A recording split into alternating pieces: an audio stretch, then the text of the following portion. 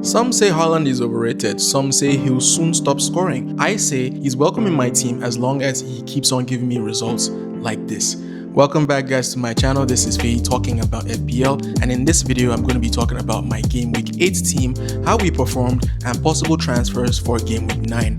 I'll also be talking about my players that I feel you should be considering. I'll be dropping a wildcard that I feel you should look at, and also telling you what to do with Mo Salah if you still have him. If you've liked what you've seen so far and excited for what you're about to see, please like, subscribe, and let's get straight into the video. Okay, so let's go ahead and assess the team straight away. I don't want to make this video too long. 67 points, 424 points overall. I started badly in game week 1 to 5, but I'm slowly picking up with another consecutive green arrow, and I'm happy about that. The Arsenal pairing paid off with Gabriel getting a 12-pointer and Timber getting a 6-pointer. Donnarumma also getting a consecutive 6-pointer, so I'm really happy with the defense except for Van de Ven. Semenyo getting a 4-pointer, get with the 2 points for Defcon. Reinders disappointed me again, getting a 1-pointer. He almost would have gotten an assist, but it's all good. I have Saka getting a 7-pointer with actually no attacking return, so he got 7 points. This is an accumulation of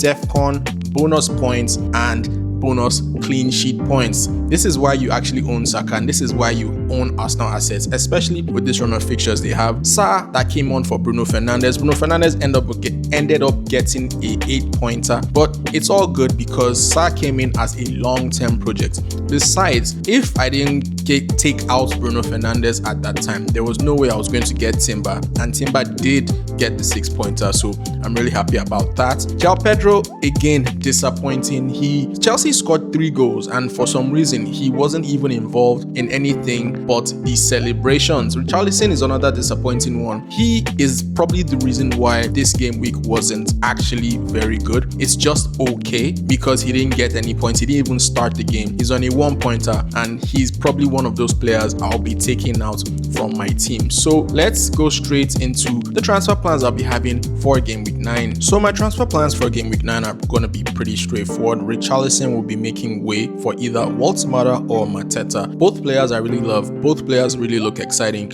and I'm really looking forward to picking one of them. So for me, it's going to be pretty obvious. I cannot go for Mateta because he faces Arsenal, the best defense in the league. I already doubled up on Arsenal, and I'll be starting both of them against Palace because I know Mateta is going to want to defend or at least not concede in that game. Arsenal so far for the last 3 games or 2 games, if I'm not mistaken, have not even gotten a shot on goal. That is crazy stats, and I'm going to be using that because I know Palace as well have a strong defense and also have a manager that knows what he's doing. So both of my Arsenal defenders will be starting, expecting something from Saka. Not exactly sure if I'll be starting Reinders in this game week because this is a fixture that he really likes, or that comes out more appealing to him. Besides, if I don't start Reinders, it's actually going to be either him or Xhaka, and he's playing Chelsea, and Xhaka apparently gets a lot of Defcon, and this is a game where I feel Xhaka will get Defcon, but I see myself starting with Reinders, at least for now. João Pedro is going to also be staying on the team because they play Sunderland, and this is still Chelsea. Even though he's just involved in the celebrations, I think João Pedro is a good hold,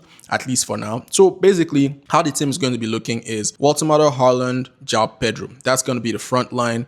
Basically, my defense is going to be the double Arsenal pairing, Senesi and Van de Ven. Then my midfield would actually be Saka, Semenyo, Sa, and Reinders. So I might also play a 4-3-3. So right now, this is just what I'm thinking. This is what I'm looking. There's so much to consider, but strikers are pretty straightforward. Probably play 3 defenders, but 4 defenders, sorry. But as of right now, this is how the team is looking, and it's Woltemade that's going to be coming in. Just wanted to wait for the Champions League fixtures to go, and Newcastle have already played their game as at this point of the recording, so this is how it's going to be. Let me tell you about players I feel you should consider going forward for game week 9. So a couple of players I would be getting if I were you. Basically, Ismaila Sarr, long-term hold, very good fixtures going forward, plays 90 minutes and looks threatening every time Palace are on the attack. Saka is on penalties, plays for Arsenal, obviously a bad boy. We don't really need to talk too much about Saka. If you can somehow get Saka and Bruno Fernandes into the same team, that will be perfect. That's one thing I somehow wish or somehow want to do, but I'm actually okay because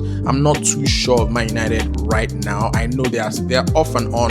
Mbeumo is also a good option as well, but personally, I would just lay off Man United for now. If you have them, you should be owning only Bruno Fernandes because he's on penalties. Semenyo, I don't really need to talk too much about him. Mo Salah is actually a sell because I feel it's really hard to justify that price point of 4.4 million, especially if you own you cost so much and you're delivering so little with the options of midfielders we have there. We have Ndai there, we have Caicedo scoring, we have Declan Rice. Actually, these are players that are looked under the radar. They're under the radar, not many people are looking at them, but they're actually delivering points. Caicedo scored again against Chelsea in their for Chelsea in their Champions League game. These are players you want to consider. You pretty much don't want to hold Salah. You could also get Enzo Fernandez as well. He's back into the squad.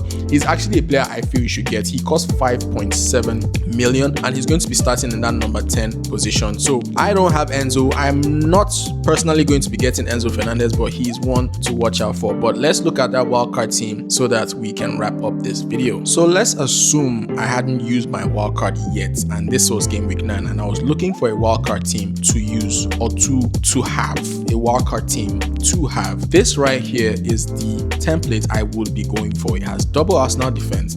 It has almost the same midfield I have with Semenyo, Saka, even has Bruno Fernandes in it, has Ndai and Ismaila Sarr, and it also has Erling Haaland in it and Mateta. So Mateta right now, I know he's facing Arsenal and you said, oh, why are you adding Mateta? But it's a wildcard team, guys. It's not a free hit team. A wildcard team is for the future as well. Kindly look at it, consider this team if you are not, or if you haven't used your wildcard and you're considering using your wildcard in game week 9, this is a strong team I feel you should strongly consider. But without further ado, that is the end of the video. Don't want to make this too long. It might have already been too long. Please like, subscribe, share amongst your friends. FPL is a game of fun, so let's have fun playing FPL and spread peace and love to everyone around you. Bye, guys.